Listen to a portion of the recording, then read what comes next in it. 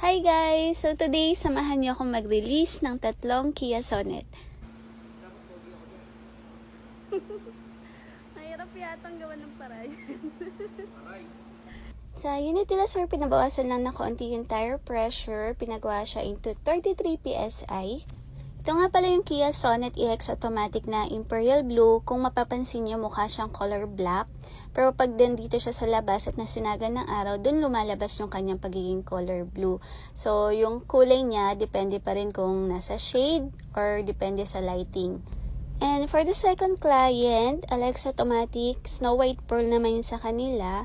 So, sa point na to, nagpatulong na lang din ako mag-demo sa kasamahan ko dahil medyo masakit na yung lalamunan ko dahil hindi nga maganda yung pakiramdam ko nung araw na to. So, mabilis lang yung naging transaction dito since full cash payment naman sila at konti lang yung documents na kailangan pirmahan. And for our third and last client, ito ay surprise gift ni Sir para sa kanyang lovely wife. Kaya naman gumawa at nag-edit agad ako ng card na pwedeng ilagay dito sa windshield. Sayang nga lang kasi medyo late notice na surprise gift pala ito. So, sana nakapag-prepare pa ako ng balloon. So, may mga nagtatanong sa akin, ano daw ba yung itsura ng susi ng Kia Sonet. So, ito yung key fob ng LX Automatic. So, bali, dalawang ganito yung makukuha nyo upon purchase.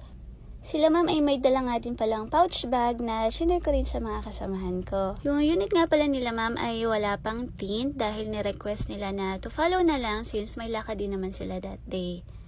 Tatlong kulay ng Kia Sonet ang nakita natin today. Meron tayong Imperial Blue, Snow White Pearl, and Vivid Red.